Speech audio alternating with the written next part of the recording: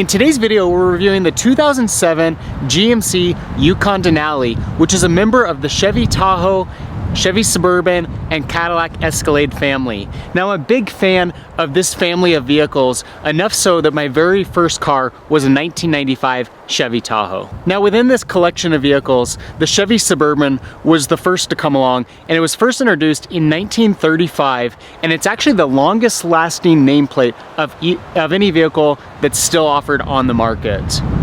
Now, in 1991, GM introduced a 1992 model of the GMC Yukon and Blazer, which was a two-door version of what was at that time the Suburban. So it was basically a two-door shortened version of the Suburban. In 1995, they first offered the four-door Chevy Tahoe and Yukon, which was again a shortened version of the Suburban, but offering the four doors. From there, GM went on to introduce the Cadillac Escalade in 1999, as well as the first version of the GMC Yukon Denali. And the Denali is really just a upscale trim package of the Yukon. So GMC actually carried the same Suburban nameplate as the Chevy version through the 1999 model year, and with the introduction of the 2000 updated version of the Suburban, GMC dropped that nameplate and took the new Yukon XL designation. And so the Yukon XL is the same length as the Chevy Suburban, while the Yukon is the same length as the Chevy Tahoe. The Denali is also available in either the standard Yukon version or the XL, so you can get a Yukon XL Denali, which is the same length as the Suburban. Now, it's also worth noting that this whole trio of vehicles is also heavily based on the Chevy Silverado and GMC Sierra as far as the frame and mechanics of the vehicle. Now, what really differentiates the Yukon from the Tahoe is cosmetic. In general, they're basically the same vehicle. What you get with the Yukon is a slightly different grille, different headlights and taillights, and some different trim pieces on the side of the vehicles. So this 2007 Yukon is considered the third generation of the Yukon, and with that you get a really much more upscale, high-end look than what you had with previous versions of the Yukon. I'm a huge fan of the ones that came before as well, but they had much more of a truck appearance to them, while with these newer versions, this third generation, they really took the whole design to a new level in terms of just giving it that premium look and feel to it.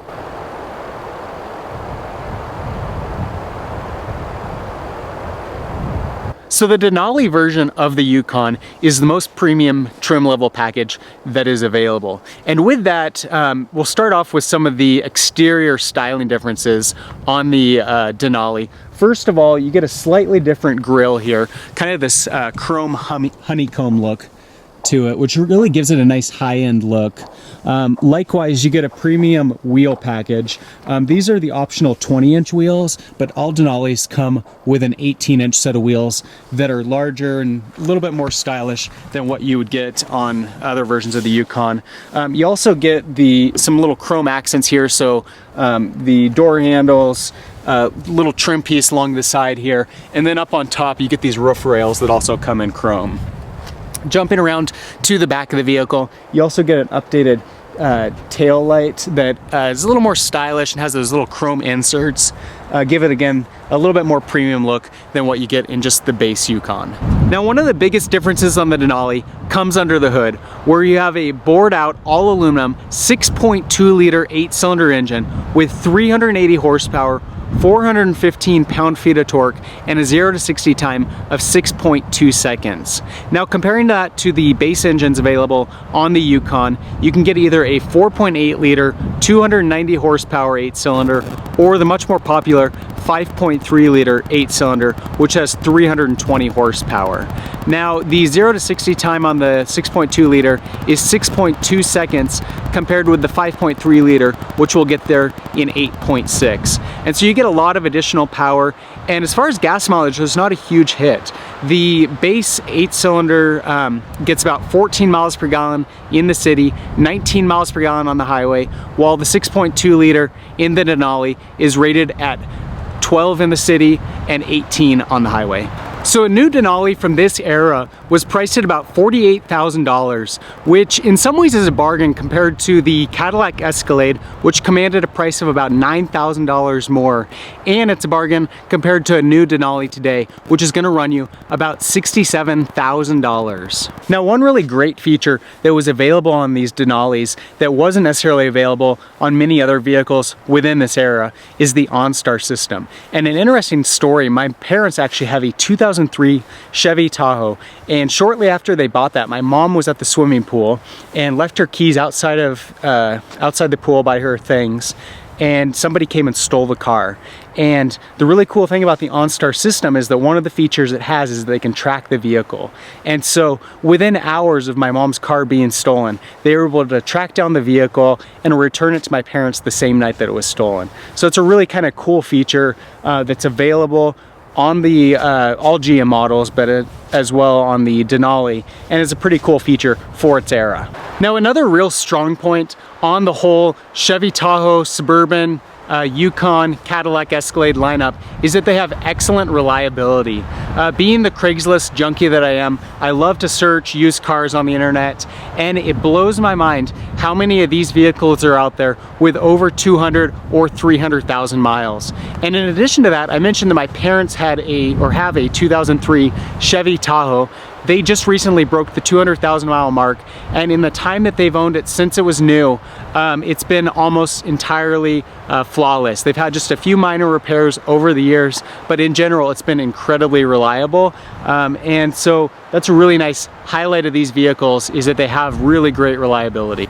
Now, another unique feature on the Denali is that it comes with a standard all-wheel drive system. So while other versions of the Yukon come with either two-wheel drive or four-wheel drive, the Denali comes with a permanent all-wheel drive system.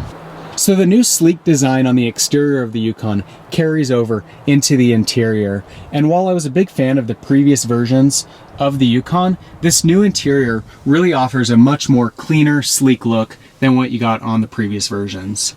And given that this is a Denali version, it gives it really an even higher end, nicer look. So you get an upgraded leather seat in the Denali, along with a number of other features that are optional in the regular Yukons, but not necessarily a given. One feature that is optional on the Denali that you can't get on other versions is a heated steering wheel.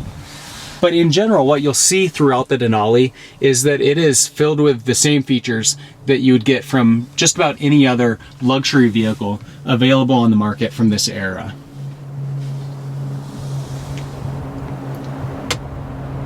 Another unique feature on the Denali is that it comes with these stock bucket seats in the middle row. And so while you do miss out on the ability to have the additional passenger sitting here in the middle, it makes accessing the third row seat a whole lot easier through that middle section, and it creates a nicer environment for passengers that are sitting in that middle row.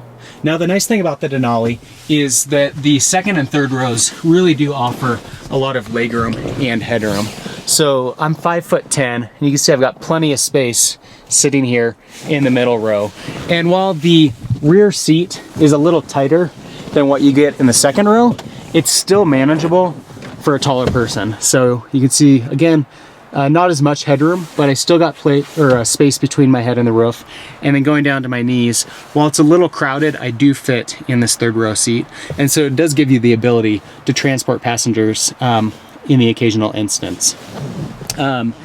Looking through the middle of the vehicle here, having that middle seat missing, again, gives those third row passengers a nicer view of the vehicle. You can see you've got the TV that comes in the Denali. You've got audio controls, temperature controls, ports for the TV system. So really in the back of the Yukon Denali, you get a nice cabin. You've also got these roof vents for the AC, and then they've got a heater down here on the floor. And so really a nice environment for the passengers in the Denali. Now, one thing I love about high-end cars like the Denali is that they always have these little unique features that you didn't know you need and probably didn't, but are still kind of cool. And so I wanted to show you a feature here real quick where you can fold down the center row seat with the push of a button. So by pushing this button here, I can lower down this middle seat. So if I push it one time, The back drops down, push it one more time, and the seat folds up into place.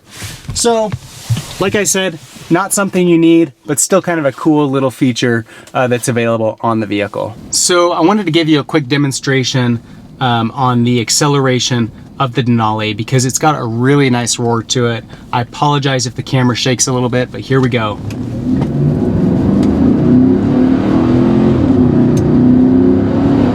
So you can really hear that 6.2 liter V8 belting out a nice throaty roar.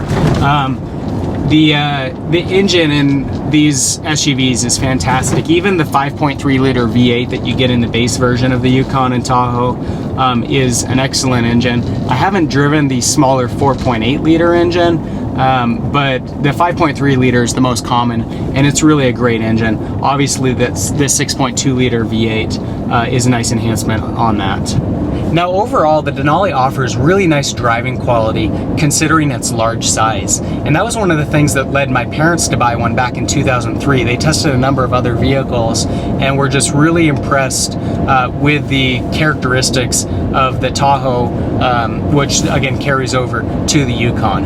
And one of the things that makes a big difference on these vehicles is they have their auto ride suspension, which automatically adjusts the dampers and basically absorbs a lot of the imperfections in the road and creates a nice smooth ride for the occupant. In addition to that, with this new generation of this trio, the steering is a huge improvement. So that's one thing that has always been kind of a gripe for me on my parents' Tahoe, is that there's a lot of play in the steering. It's kind of loose and it always feels like you're a little off-centered. And with this new generation, there's a lot better connection with the road.